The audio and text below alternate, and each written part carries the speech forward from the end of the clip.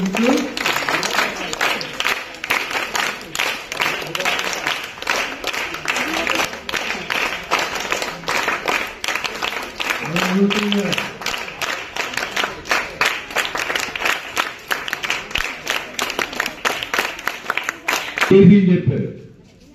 ఒకసారి పుస్తకంలో ఏం రాశాడంటే what he said he did what he did he said. అతను ఏం చెప్పాడో జీవితంలో అదే చేశాడు, ఏం చేశాడో అదే చెప్పాడు ఆయన. ఇంకా మరికి పనులు ఏం చెప్పలేదు గాంధీ గారు. ఇంకోటి ఏంటంటే మరి ఇక్కడ సందర్భం కాదు తెలియదు కానీ సెకండ్ రౌండ్ టేబుల్ సమావేశానికి వెళ్ళినప్పుడు వినిస్టన్ చర్చిలో ఎవరైనా అసలు చెప్పు లేకుండా వచ్చేస్తున్నారు. బేస్మెంటెడ్ సార్ ఊజీగా అడిగాడు. వెంటనే పక్కన ఉన్నవాడు చెప్పాడు ఈజ్ మిస్టర్ గాంధీ అన్నాడు. గాంధీ అనగానే కుర్చీలోకి లేచి నిలబడ్డాడు. గాంధీ అనగానే వినిస్టన్ చర్చి కుర్చీలోకి లేచి నిలబడ్డాడు.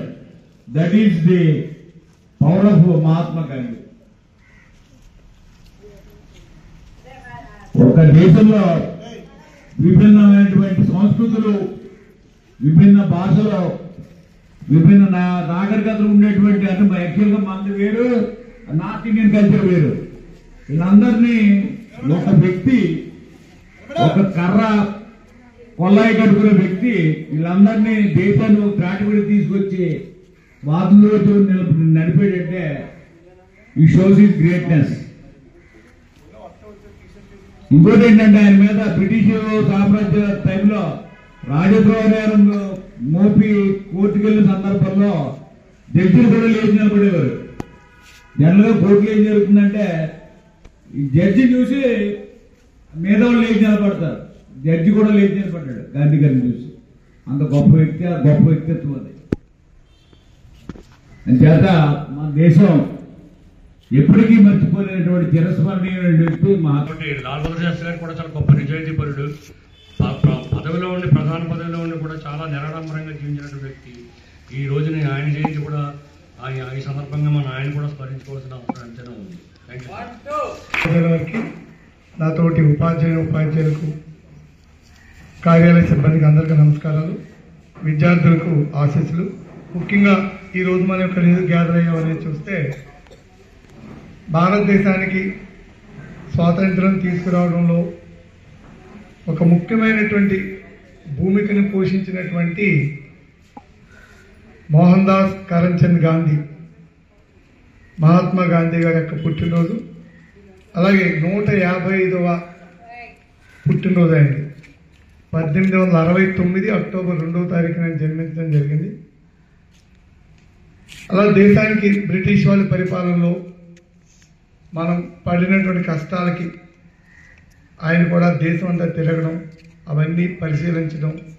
సో తన వంతుగా స్వతంత్ర పోరాటంలో కాంగ్రెస్ పార్టీతో కలిసి స్వతంత్రోద్యమాలు అనేక ఘట్టాలను ఆవిష్కరించి ఆయన దేశానికి స్వతంత్రం తీసుకురావడం జరిగింది. ఆ రోజున అప్పటి నుంచి మనం భారతీయులుగా, స్వతంత్ర భారతీయులుగా ఇతర దేశాల వాళ్ళ పరిపాలన లేకుండా మనల్ని మనమే పరిపాలించుకుంటూ మన దేశాన్ని ప్రపంచ దేశాలు ధీటుగానే మన నాయకులందరూ అప్పటి నుంచి అభివృద్ధి పదంలో తీసుకెళ్ళడం జరిగింది. అలాగే రెండో ఆయన లాల్ బహదూర్ శాస్త్రి గారు మన దేశానికి రెండవ ప్రధానమంత్రిగా, మొదటి ప్రధానమంత్రి జవహర్లాల్ నెహ్రూ గారు అయితే రెండవ ప్రధానమంత్రిగా లాల్ బహదూర్ శాస్త్రి గారిని ఎంపిక చేసుకున్నారు. ఆయన చాలా పుట్టైన కానీ పొట్టివారు గట్టివారు అనేటువంటి నానుడిని ఆయన మనం చూసి నేర్చుకోవచ్చు.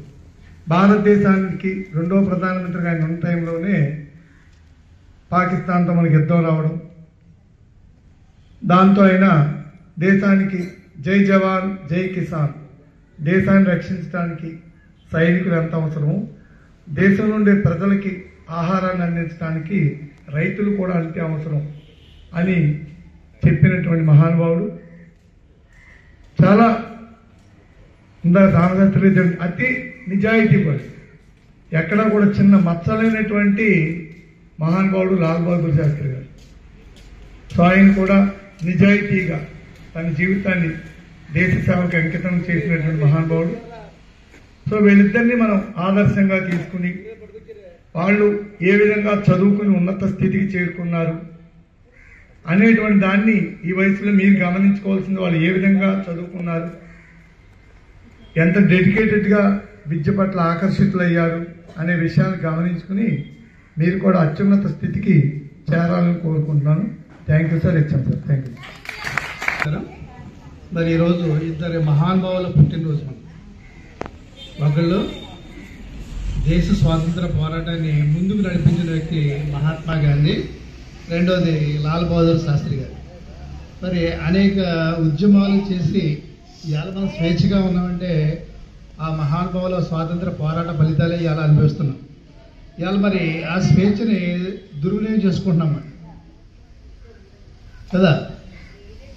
ఇవాళ ఇంత మనం ఫ్రీగా ఉన్నామంటే ఆ 47, 30 ఆ టైంలో అసలు ఇంత ఫ్రీనెస్ లేదు మనకి.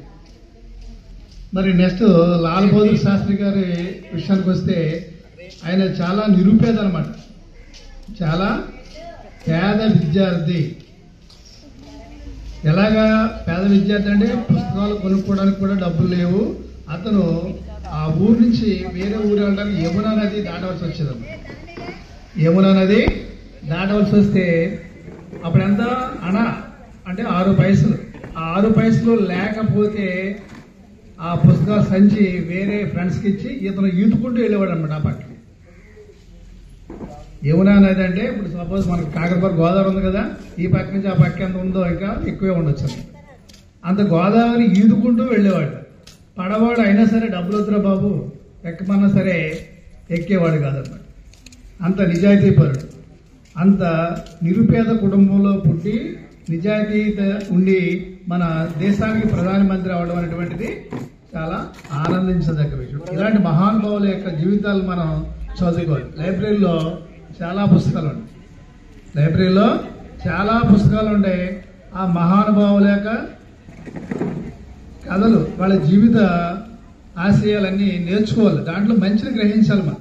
అంతే తప్ప ఏదో వస్తున్నాం వెళ్తున్నాం అని కాకుండా మన దేశం కోసం పోరాడిన వ్యక్తులు ఏంటి, లేదా సైంటిస్టులు ఏంటి, ఇవన్నీ మనం ఎందుకు వస్తున్న వేళ అనేటువంటిది వాళ్ళ యొక్క ఆదర్శంగా తీసుకుని మనం మన జీవితాన్ని మలుచుకోవాలి. ఈ అవకాశం ఉన్నటువంటి ప్రధాన ఉపాధ్యాయుల వారికి కృతజ్ఞతలు తెలియజేస్తాను. అలాగే ఉపాధ్యాయులకు నా నమస్కారాలు, పిల్లలకు నా ఆశీస్సు. గాంధీ గారి గురించి ఒక విషయం చెప్పి ముగించేస్తాను. గాంధీ గారు ఇండియాలో చదువుకున్నారు, మళ్ళీ ఇతర దేశం వెళ్ళి కూడా చదువుకున్నారు. ఆ విషయం తెలుసా మీకు? తెలుసా? ఎంతమందికి తెలుసురా? సౌత్ ఆఫ్రికా వెళ్ళి చదువుకున్నారు. వినండి. అయితే ఇతర దేశంలో చదువుకున్నప్పుడు ఆయన కొన్ని విషయాలు నేర్చుకున్నారు. ఇండియాలో మనందరికీ కూడా బాగా ఉన్న వాళ్ళకి పని మనుషులు ఉంటారు. ఇళ్లలో ఉంటారా ఉండరా? చాకల వాళ్ళు ఉంటారు, బట్టలు ఉతుకుతారు. అలాగే పని మనుషులు వంట చేసే వాళ్ళు ఉంటారు, రకరకాలుగా పనులు చేసి పెట్టే వాళ్ళు ఉంటారు.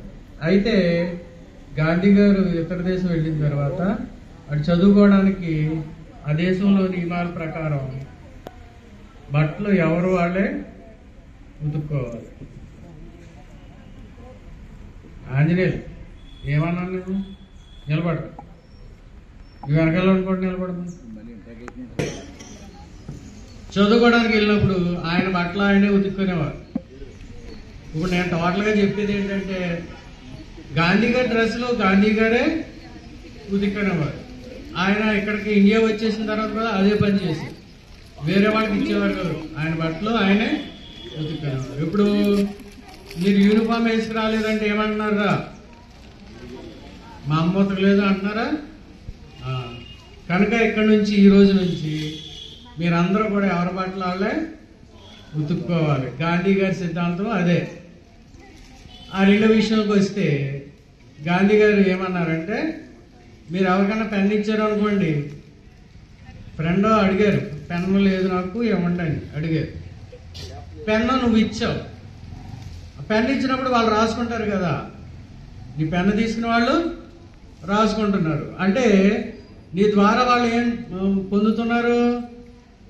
సహాయం పొందారు కదా, అవునా కదా? ఆ సహాయం చేయడానికి అవకాశం ఎవరిచ్చారు? నీ ఫ్రెండ్ నీకు ఇచ్చింది. అలాగే ఎవరైనా ఏదైనా సహాయం అడిగేటప్పుడు ఆ సహాయం అడిగిన వాళ్ళు మనకు అవకాశాన్ని కల్పించారని భావించాలి. మనం అర్థమవుతుందా? ఏదైనా పని చేసేటప్పుడు మనం ఏమనుకోవాలి? ఎవరైనా ఏదైనా సహాయం అడిగినా, ఏదైనా పని ఏదైనా అడిగితే, హెల్ప్ అడిగితే మనం అవకాశం కల్పించారని భావించి చేయాలి. వాళ్ళు అడగకపోతే మనం మీ ఫ్రెండ్ నువ్వు నిలబడి మీ ఫ్రెండ్ నేను పెన్ అడిగింది, లేక అడిగింది, తను నీకు అవకాశం కల్పించిందా లేదా? కల్పించింది. ఎందుకని? తను అడగలేదు అనుకో, నీ పెన్ను హెల్ప్ చేయు, ఆ దాతృత్వం నీకు రాదు. అవునా?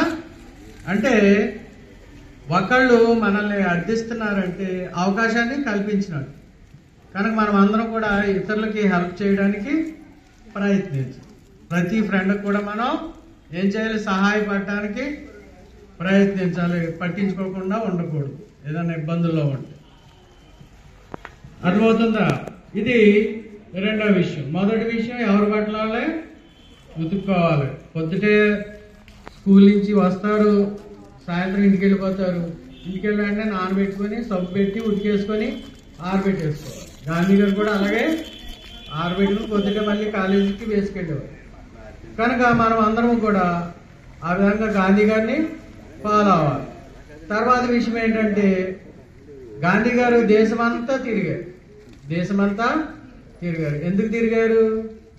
సత్యాగ్రహము అనే ఉద్యమాన్ని చేపట్టారు. ఏ గ్రహం అది? సత్యాగ్రహం అంటే ఎదుటి వాళ్ళకి ఇబ్బంది కలగకుండా మనం మన మనసులో ఉన్న విషయాన్ని అందరికీ తెలియజేయడం. భగత్ సింగ్ గారు తుపాకీ పట్టుకున్నారు. అల్లూరి సీతారామరాజు ఏం పట్టుకున్నారు? బాణాలు పట్టుకున్నారు. కనుక రకరకాల పోరాటాలు మన స్వాతంత్రం కోసం చేశారు. కానీ గాంధీ గారు అవేమి కొట్టేసిన, తిట్టిన, మాట్లాడకుండా మౌనంగానే ఉండి మన స్వాతంత్రాన్ని సంపాదించారు. అందుకనే మన డబ్బులు ఉన్నాయి కదా, 500, 100, 50 రూపాయలు ఎవరి బొమ్మ ఉంటుంది? ఎవరిది ఉంటుంది? గాంధీ గారు అనాలా? గాంధీ గారి బొమ్మ ఎందుకు ఉంటుంది? ఆయన బొమ్మ ఎందుకు వేయాలి? వేరే వాళ్ళ బొమ్మ వేయకూడదా? వేయచ్చు కదా. ఆయన ఎందుకు వేశారంటే ఆయన అంత శాంతియుతమైన పోరాటం చేసి మనకి స్వాతంత్రాన్ని సంపాదించారు. కనుకనే ఆయనకి అంత గౌరవం మన భారతదేశం ఇచ్చింది. మనం అందరం కూడా శాంతియుతంగా ఉండాలి. చిన్నతనం నుంచి ఆ విధమైన అలవాట్లను నేర్చుకుంటారని ఆశిస్తున్నాను. ఈ అవకాశం ఇచ్చిన ప్రధానోపాధ్యాయుల వారికి నా ధన్యవాదాలు. Thank you. కానీ అందరూ మాట్లాడితే అందరికీ తలో విషయం తెలుస్తుంది. తలో విషయం అందరికీ చెప్తారు, మీ అందరికీ చెప్తారనే ఉద్దేశంతో అందరినీ మాట్లాడమన్నాను నేను. మాట్లాడతావా? Today we are all celebrating Gandhiji's 155th Jayanti. He was born on 2nd October 1869. He known as the father of the nation. We are all remember the Gandhiji's hard work. He teaching all the students. We are all remember the Gandhiji's hard work. Happy Gandhi Jayanti to all. Thank you. Very good. మనకి చప్పట్లు కొట్టడానికి కూడా కొంచెం ఓపిక లేదు. అదే ఈ తోటి విద్యార్థి మాట్లాడింది, టీచర్లు మాట్లాడలేదు. పడకపోతే చాలా బాధపడతారు వాళ్ళు. గాంధీ గారి గురించి మూర్తి సార్ చెప్పారు, మన పీడి సార్ చెప్పారు. అవునా? ఏమని చెప్పారు? ఆయనకు ఉన్నటువంటి గౌరవం గురించి చెప్పారు. ఆయన చదువుకున్నాక దక్షిణాఫ్రికా పెడుతుంటే రైలులోంచి టికెట్ కొనుక్కుని రైలు ఎక్కితే రైలులోంచి గెట్టేశారు కిందకి. ఎందుకు గెట్టేశారు అంటే అది ఫస్ట్ క్లాస్ టికెట్ అయినా కానీ తెల్ల జాతి వాళ్ళు మాత్రమే అందులో కూర్చోవాలి, నల్ల జాతి వాళ్ళు కూర్చోకూడదు అని. నల్ల జాతి అంటే ఎవరు అంటే మనం. భారతీయులు నల్లగా ఉంటారు కాబట్టి నల్లజాతి అన్నారు. దక్షిణాఫ్రికా వాళ్ళు, అమెరికా వాళ్ళు, ఐరోపా దేశాల వాళ్ళు అక్కడ శీతల వాతావరణం కాబట్టి వాళ్ళు తెల్లగా ఉంటారు, వాళ్ళు శ్వేత జాతీయులు అంటారు. ఇండియా వాళ్ళని కింద గెంటేశాడు ఆ టికెట్ కలెక్టర్ వచ్చి. నేను టికెట్ కొనుక్కున్నాను అని చూపించినా కానీ బయటికి గెంటేశాడు. రైల్లో వచ్చి గెంటేస్తే ఆ ప్లాట్ఫారం మీద కూర్చుని కాసేపు దెబ్బలు అన్నీ సర్దుకుని కాసేపు కూర్చుని నిరసన తెలిపి జాతి వివక్షత ఉండకూడదు అనేటువంటి ఒక ప్రత్యేకమైనటువంటి కార్యక్రమాన్ని పట్టుకుని అందరి చేత ఒప్పించి దాంట్లో కొత్త అడిగాడు, జాతి వివక్షత లేకుండా. అదే లాల్ బహదూర్ శాస్త్రి గారి గురించి చెప్పాలి అంటే చాలా చాలా విషయాలు ఉన్నాయి. ఎంత నిరాడంబరంగా ఉండేవారు అంటే ఆయన ప్రధానమంత్రిగా పనిచేయక ముందు జవహర్లాల్ నెహ్రూ గారు ప్రధానమంత్రిగా ఉండగా రైల్వే శాఖ మంత్రిగా పనిచేసేవారు. రైల్వే శాఖ మంత్రిగా పనిచేస్తుంటే వాళ్ళ అమ్మగారు స్టేషన్కి వచ్చారు. స్టేషన్కి వచ్చినప్పటికీ రైలు వెళ్ళిపోయింది. రైలు అదే వెళ్ళిపోయింది. వెళ్ళిపోతే అడిగారు, అక్కడికి వచ్చి ఆ రైల్వేలో ఉన్న వాళ్ళని, ఏమ్మా ఎందుకు వచ్చావు నువ్వు అని అడిగారు. అక్కడ ఉండేటువంటి స్టేషన్లో ఉండేవాడు. మా అబ్బాయి ఇందులో ఉద్యోగం చేస్తున్నాడు, వాడి దగ్గరికి వెళ్ళడానికి వచ్చాను అని చెప్పారట. ఏం ఉద్యోగం చేస్తున్నాడు, ఆయన పేరేంటి అన్నారు. మా అబ్బాయి పేరు లాల్ బహదూర్ శాస్త్రి, మా అబ్బాయి పేరు లాల్ బహదూర్ శాస్త్రి, నేను వాడి దగ్గరికి వెళ్తున్నాను అన్నారు. గబగబా అక్కడ ఉన్న వాళ్ళందరూ, రైల్వే స్టేషన్లో ఉండేటువంటి వాళ్ళందరూ హడిలిపోయి, మినిస్టర్ గారి తల్లి కదా లాల్ బహదూర్ శాస్త్రి గారు యొక్క మినిస్టర్ గారు, రైల్వే మంత్రి గారి తల్లి రైలు ఎక్కడానికి వచ్చారని గబగబా హడిలిపోయి అందరూ ఆవిడకి సకల సౌకర్యాలు ఏర్పాటు చేసి ఆవిడని రైలు ఎక్కించేదాకా ఉండి ఆవిడ తీసుకెళ్ళి ఇంటి దగ్గర దిగబెట్టారట. ఈ విషయం మా అబ్బాయికి చెప్పకండి, మా అబ్బాయి నన్ను తిడతాడు అని చెప్పింది ఆవిడ. ఎందుకు తిడతాడు, నువ్వు ఎందుకు ఆ సౌకర్యాలన్నీ తీసుకున్నావు అని తిడతాడు, వాళ్ళ మర్యాదలన్నీ ఎందుకు తీసుకున్నావు నువ్వు అని తిడతాడని ఆవిడ చెప్పొద్దని చెప్పింది. ఆయన రైల్వే మంత్రిగా ఉండగా ఆయనకి బట్టలు ఎన్ని ఉండేవో తెలుసా? మనకి ఎన్ని బట్టలు ఉన్నాయి? స్కూల్ డ్రెస్సులు ఉన్నాయి, ఇంటి దగ్గర చాలా డ్రెస్సులు ఉన్నాయి, కూర్చోండి, చాలా డ్రెస్సులు ఉన్నాయి మన దగ్గర, అవునా? కానీ ఆయనకి ఒక పంచి, ఒక కండువ, అంటే లాల్చి. అలాగే ఇవాళ ఒకటి, రేపు ఒకటి, 2 జతలు ఉన్నాయి. పొద్దున్నే ఆఫీస్కి వెళ్ళేటప్పుడు పంచి లాల్చి వేసుకుని వెళ్ళడం, మళ్ళీ సాయంకాలం వచ్చాక తడి వేసుకుని ఆరేసుకోవడం. మర్నాడు కారుతుంది, అందుకు ముందు రోజు ఆరేసింది అది కట్టుకోవడం, వెళ్ళడం. ఆ 2 జతలే ఉన్నాయి ఆయనకి. ఆ విషయం ప్రధానమంత్రి అయినటువంటి నెహ్రూ గారికి తెలిసింది. వాళ్ళిద్దరూ చాలా మంచి స్నేహితులు.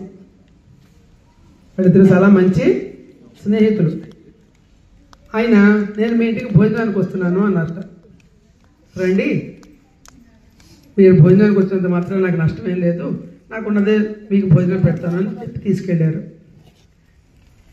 మరి జవహర్లాల్ నెహ్రూ గారికి ఆయన ఎంతమంది తిన్నా కానీ తరగని ఆస్తి ఆయనకి. వజ్రాలు, వైడూర్యాలు, అంత ఆస్తి వాళ్ళ నాన్నగారు ఆయన సంపాదించారు. కానీ లాల్ బహదూర్ శాస్త్రి గారు వాళ్ళ నాన్నగారికి ఏమి సంపాదించలేదు.